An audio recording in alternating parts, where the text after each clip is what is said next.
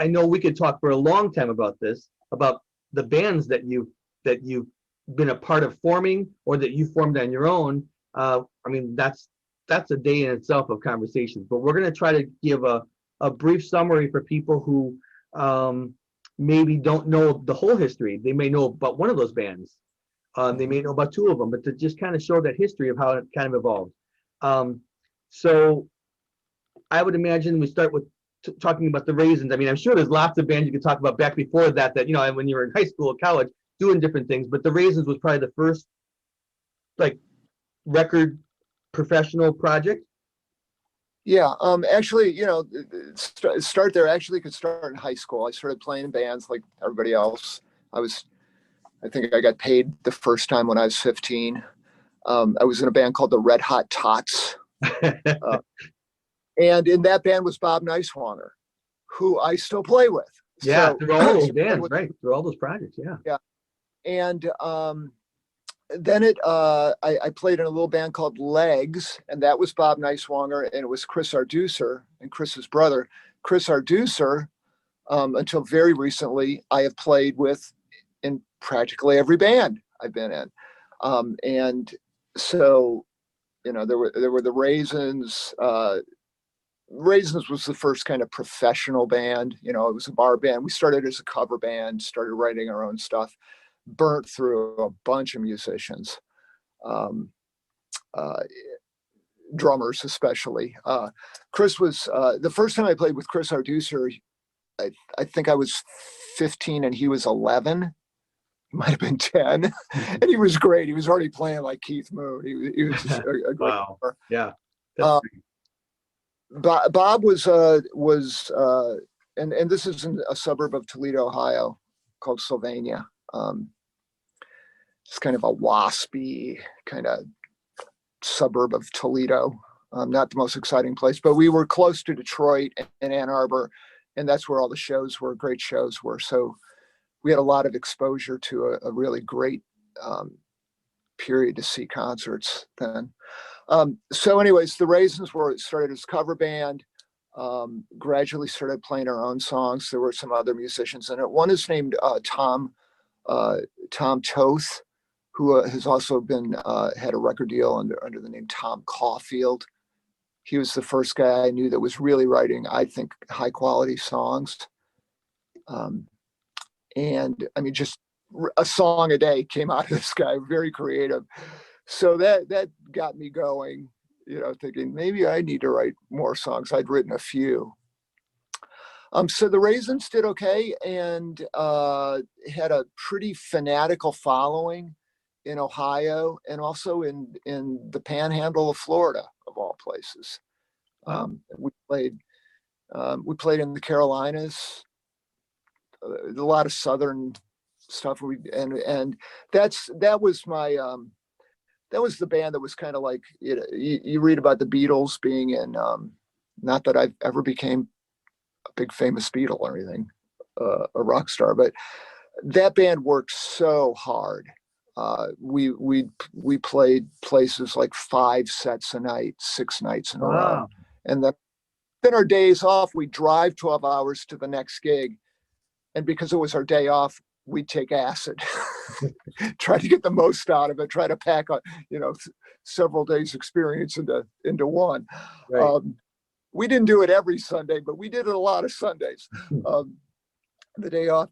And that was where I really learned to work and how to save your voice, how to destroy your voice, but also save it.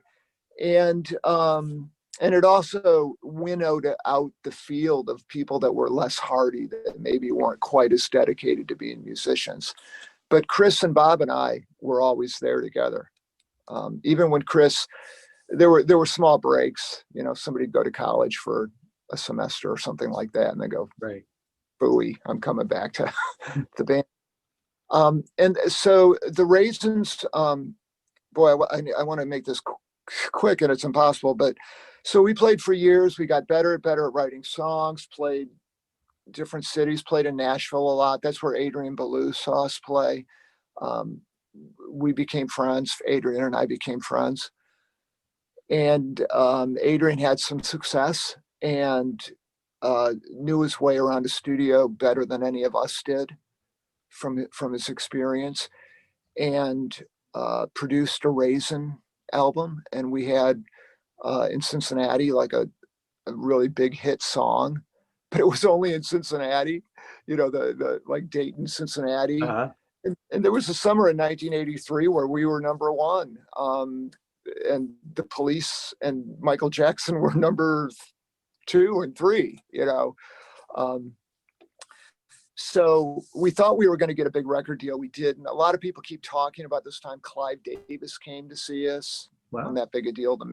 I mean, it was Clive Davis, but he came to see us, and the band was really scattered. We were a very unfocused band, which was really fun to see if you came to see us every week, because you never knew what you were going to get. But it was not a good idea.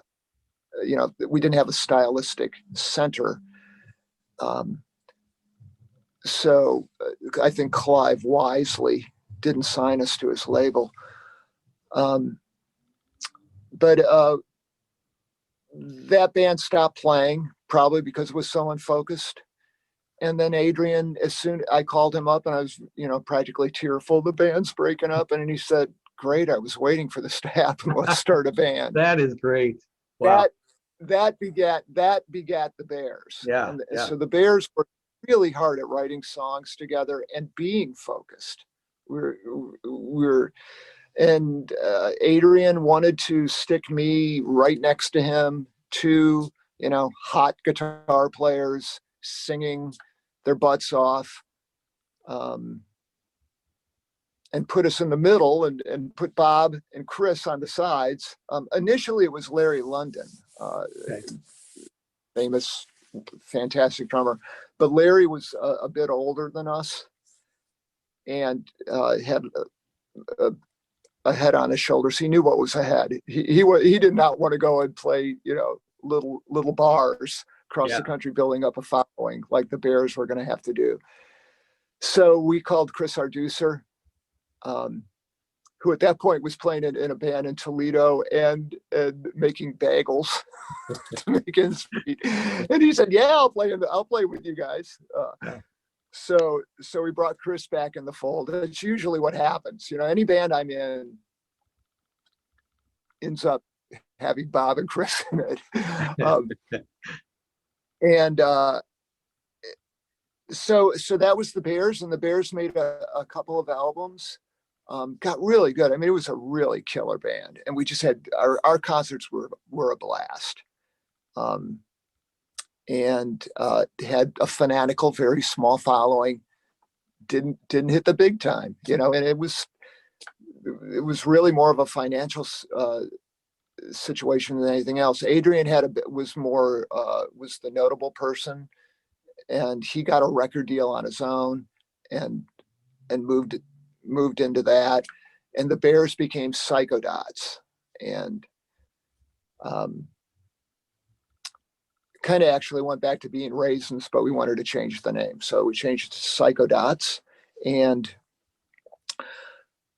that was, for me, it was like a really big songwriter's workshop, because by that point, Bob was writing really good songs, Chris was writing really good songs, I was writing songs, and we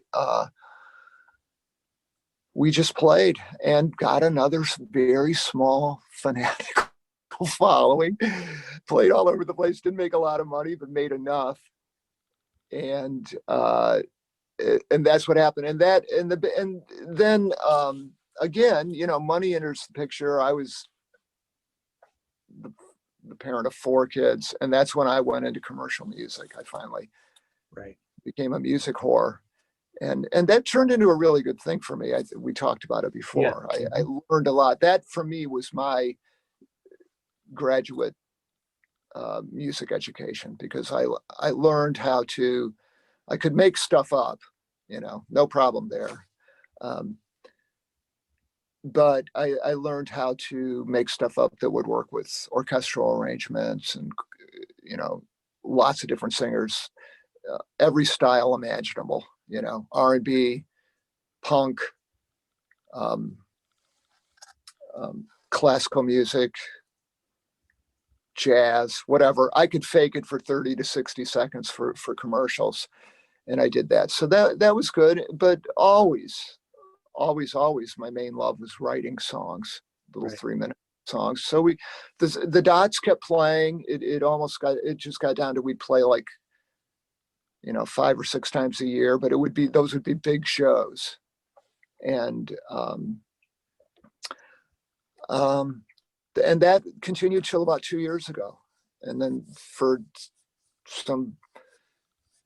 our drummer had some health issues, and we just stopped doing it. And I became a solo person. And God knows how long this will last.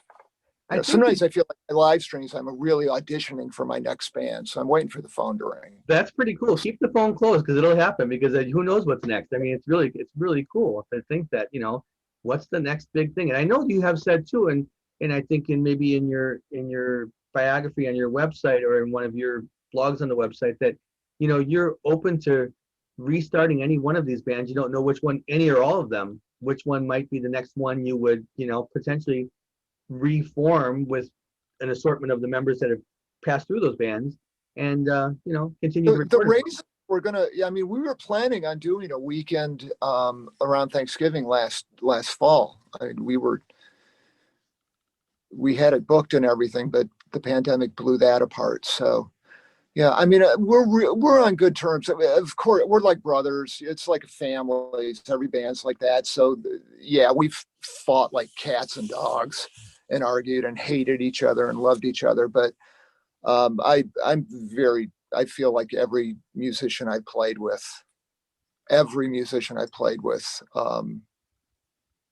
I still love and want to play with again if I can. I think they feel that way about me. If I'll be a good boy. It's just fun and it's good. Things just seem to be stronger when you're playing. I mean, I always look better when I play with musicians and singers that are better than me. So I try to hang out with them. They make me look good. Is there any specific show that you could think of right around the time when you, like you said, you felt like you were right with, so close to them, breaking right through with everything, that maybe you shared a build with a band that you had always hoped to be on the stage with, or that it was just a big crowd because it was that timing. I know you said, videos on MTV at 4 a.m. you joked about, and and all that time when you had quite the following, and what was there any one show you could think of, or a couple shows you could think of, wow, we got to share the stage with this band or with this artist? Oh, I mean, there were weird things. I mean, it's funny. The Raisins at our peak were the band that would open for big shows in Cincinnati. So, like, we opened for Billy Idol, and that was fun. The day we opened for Billy Idol, we'd already played a gig at a mall that afternoon. Uh-huh. Then we went to the big shed in Cincinnati, opened for Billy Idol. And then we couldn't stay for Billy Idol because we had to go to another gig later on. I mean, that's how hard we were working. But I did get to chat with Steve Stevens, which is nice. He's very cool. Yeah, wow. Yeah. Very, very nice guy. And great guitar player. Yeah, I mean, we did that. We would open for NXS and all these 80s bands, Men at Work, that kind of thing. I remember one gig in particular. We played in Boston, and Living Color, brand new band opened right. there, and they were great, and seasoned pros. I didn't know who Living Color was until maybe a week prior to the show, right. And so they were great. I mean, they just blew the doors off the place. They were really good. And the Bears that night, I mean, we were really on it, because when the opening band is great, it raises your game. So we were on it, and we got 3 encores. We'd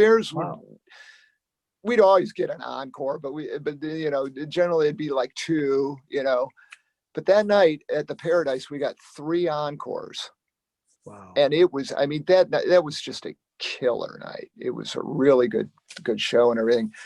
And in the Boston Globe the next day, the reviewer only talked about Living Color, and he said, and his comment about the Bears were, "We hibernated on stage." It made no sense. It was, you know, was I dreaming, or did we just have like maybe they were out of songs, you know? And you know, that's showbiz. You know, we just shook it off and played the next gig, and tried to blow the doors off the place. That's all we did. It's funny. We just had that experience so many bands have had, where you sell a bunch of records, you do really good work. The record label drops you, and you find out instead of getting paid for those records, you actually owe the record company money because the video cost $100,000. Well, You know, all that stuff happened to us. And you can either walk away from it and be really bitter or anything like that, or and maybe it's happy horse shit, maybe it's lemons out of lemonade. But to me, it was just, you know, I got to have that experience. I got to meet a bunch of people, many of whom are still my friends, you know, from that. You find out years later, like a guy like Matt Malley, who started the bass player for, he's no longer in Counting Crows, but he started Counting Crows, and played on their big hits and everything. It's a bass player. And he told me that when he saw the Bears play in Berkeley, he said it just inspired him. He said he'd never seen people have that much fun on stage. You know, we were like, you know, monkeys let loose out of the barrel or something. We were just having a blast. I remembered the gig because we had a really good sound system. It was a Meyer monitor system and PA. And I remember that night because we could hear ourselves really well on stage. Right. This is before people had in-ears or anything like that. And he just said it really inspired him. He said, God, I think I really want to be in a band, you know? And obviously you got in Counting Crows. He was in a band. Yeah. And now we've worked together. I mean, you know, we've done stuff together and we're friends. So you got to take the wins where they are. And it's also helped me because as mentoring younger musicians, which I've done a lot of, my quote unquote nightmares, you know, I've learned, I always felt like you learn more from failure than you do from success, because you're not always sure why the success happens. Yeah. Sometimes it feels like luck, you know, just I showed up. Yeah. I did my best, worked out. Well, when you show up and you do your best and things don't work out, it affects different parts of your brain. So you remember that. So hopefully you don't do that stupid thing again or miss the mark.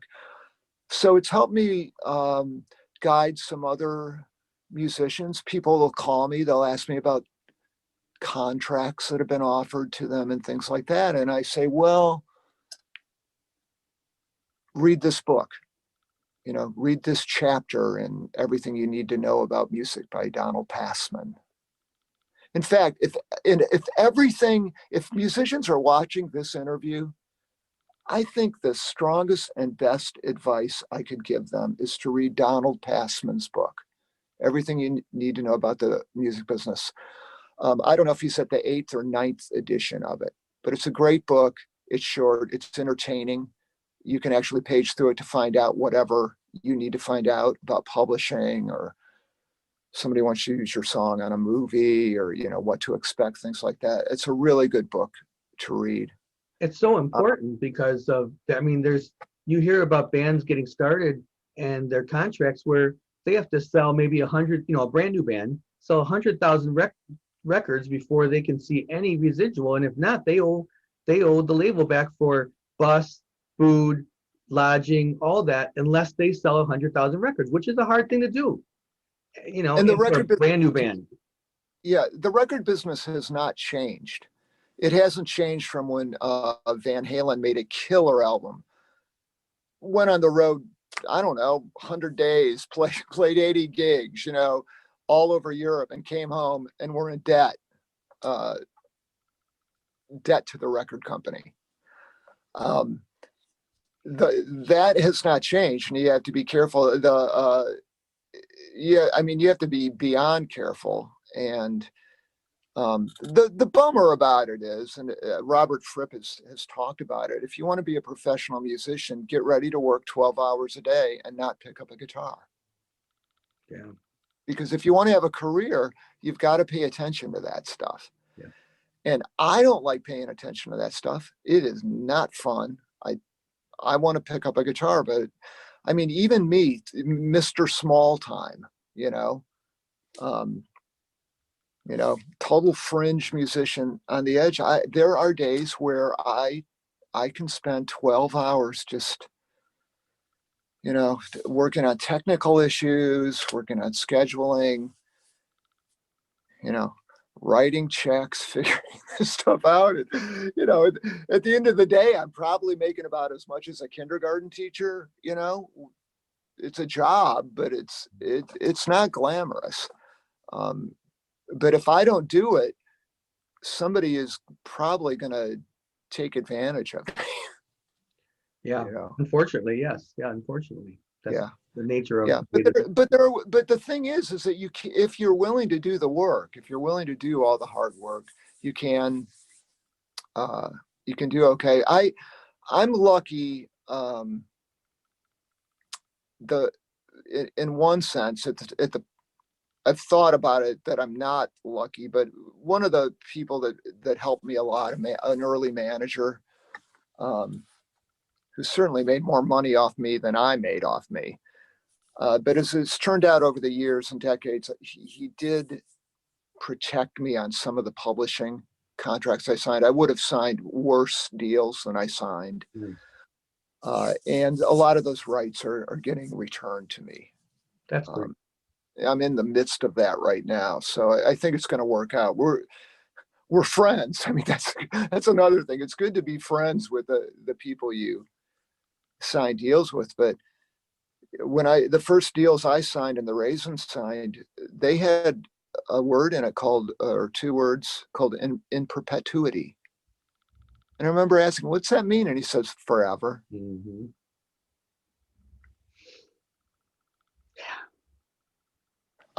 That's like marriage.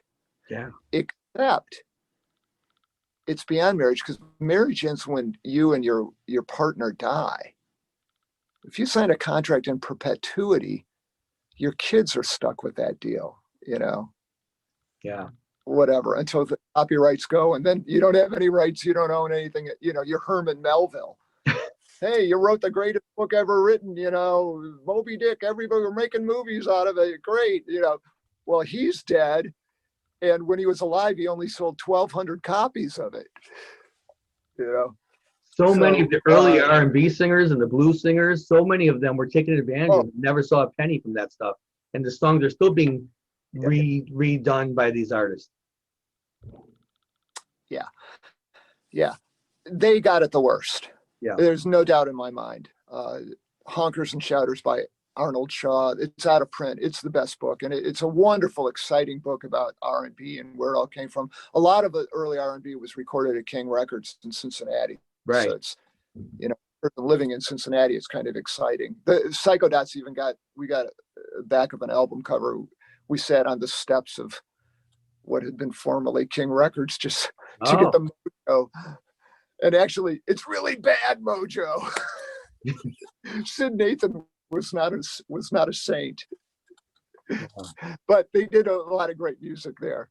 Yeah. But those guys got screwed. Bo Diddley screwed. Chuck Berry screwed. There's a reason Aretha Franklin would go on stage carrying her purse, because she had the money in the purse. Wow. She would get paid before she played, which is always a good idea. But then she learned she couldn't even leave the money with somebody she trusted.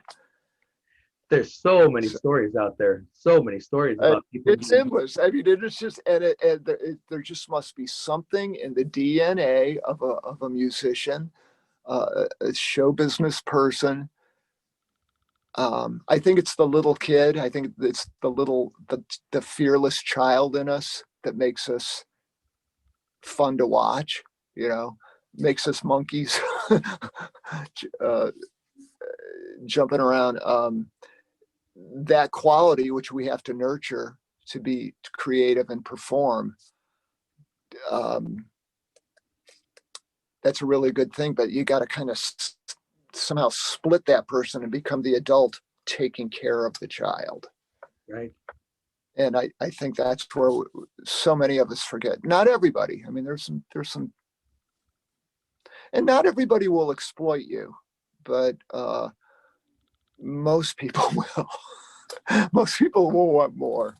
When you find someone that you can trust in the business, you know, to work with you and to be honest, you got to hold them close to you because, right? I mean, because it's like you said, it's good to be friends with the people that you that are working with you and for you on things like publishing and royalties and all the different things that go with being a musician. Hold them close. Yeah, and you have to get stuff in writing so you Yeah, remember. You yeah, remember deals. Um, it's all stuff. I mean, it almost makes you feel like ugh yeah. to even talk about. But It's part of it. it's being the adult. Yeah, Being the adult. At some point in your life, you've got to stop blaming your parents or your managers or whatever. You've got to start managing and parenting yourself, right. and and trying to get stuff on track I'm and gonna. let stuff go if you can't do anything about it. Right, right. You know, and that's hard to do.